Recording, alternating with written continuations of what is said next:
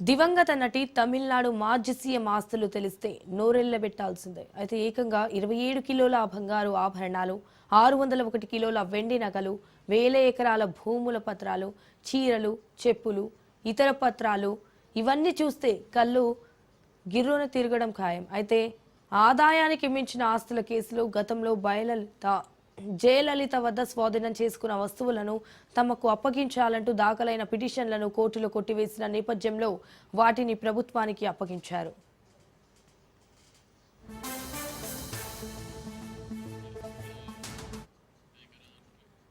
జయలలిత ఆస్తుల వ్యవహారం కొలిక్కి వచ్చింది. ఆదాయానికి మించి ఆస్తుల కేసులో స్వాధీనం చేసుకున్న బంగారం, వెండి ఆభరణాలు, భూములు, ఆస్తుల పత్రాలు, చీరలు, చెప్పులు సహా ఇతర వస్తువులను తాజాగా శుక్రవారం అధికారులు తమిళనాడు ప్రభుత్వానికి అప్పగించారు.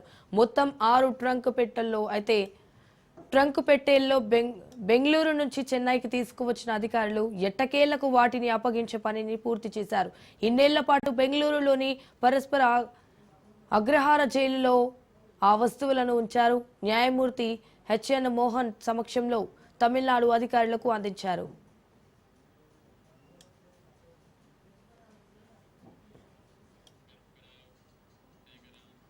తమిళనాడు మాజీ సీఎం ఎంజీఆర్ అందదండలతో దివంగత జయలలిత ఏఐడీఎంకేలో కీలక నేతగా ఎదిగారు. 1991లో తొలిసారి తమిళనాడు ముఖ్యమంత్రిగా ప్రమాణ స్వీకారం చేశారు.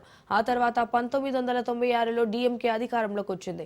ఆదాయానికి మించి ఆస్తులు కట్టబెట్టారని ఆరోపిస్తూ డీఎంకే హయాంలో కేసు నమోదైంది. 1995లో ఆమె దత్తపుత్రుడు సుధాకరన్ పెళ్లి వేడుకలను భారీ ఖర్చులతో చేయడంతో డీఎంకే అధికారంలోకి రాగానే ఆమెపై అవినీతి కేసు నమోదైంది. జయలలితతో పాటు ఆమె సన్నిహితురాలు శశికళ, సుధాకరన్, ఇలవరసి నలుగురిపై కూడా నమోదైంది.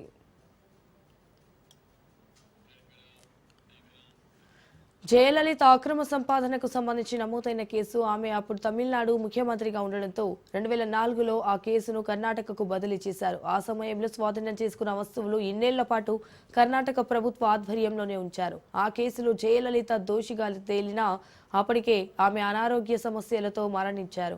ఆ తర్వాత ఆస్తులు, వస్తువులు తమకు అప్పగించాలని జయలలితకు తామే వారసులమని జయదీప అనే ఇద్దరు వ్యక్తులు కోర్టుల్లో పిటిషన్లు దాఖలు చేశారు. వారి పిటిషన్లను కర్ణాటక హైకోర్టు గతంలోనే కొట్టివేయగా వారు ఆ తీర్పును సుప్రీంకోర్టులో సవాల్ చేశారు. దీంతో జయలలిత అక్రమార్జన కేసు విచారణ జరిపిన సుప్రీంకోర్టు వారి పిటిషన్లను కొట్టివేస్తూ స్వాధీనం చేసుకున్న వస్తువులు, ఆస్తులను తమిళనాడు ప్రభుత్వానికి అప్పగించాలని తీర్పునిచ్చింది. ఇక తమిళనాడు మాజీ సీఎం జయలలిత వద్ద స్వాధీనం చేసుకున్న బంగారం, వెండి, ఆస్తి, భూమి పత్రాలు, చీరలు, చెప్పులు భారీగా ఉన్నాయి.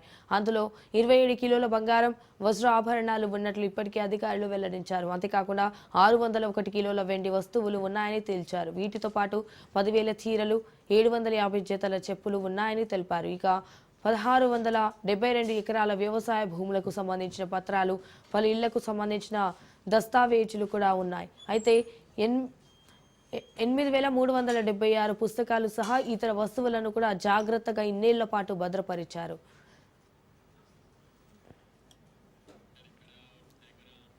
సుప్రీంకోర్టు ఆదేశాలతో తాజాగా ఆ వస్తువులన్నింటినీ 6 ట్రంక్ పెట్టెల్లో భారీ భద్రత మధ్య బెంగళూరు నుంచి చెన్నైకి అధికారులు తీసుకువచ్చారు.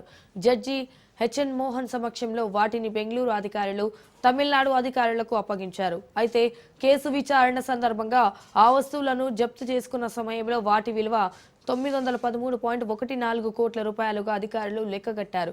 కానీ ప్రస్తుతం వాటి విలువ భారీగా పెరిగిందని చెప్పారు. జయలలిత ఆస్తుల విలువ ప్రస్తుత లెక్కల ప్రకారం కనీసం 4,000 కోట్లుగా ఉండొచ్చని అనధికారికంగా తెలుస్తోంది.